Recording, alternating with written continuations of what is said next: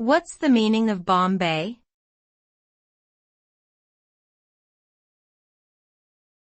Bomb bay.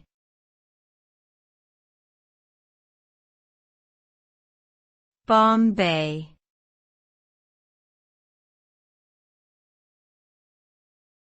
Bomb bay.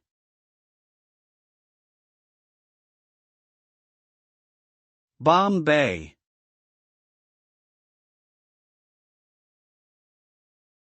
A bomb bay is a compartment in an aircraft designed to hold and release bombs.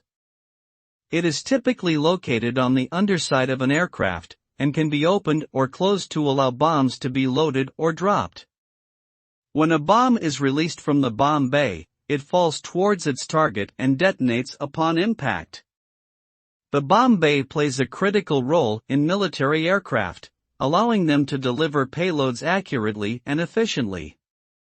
However, the use of bomb bays has been a topic of controversy due to their destructive nature and potential for harm to civilians.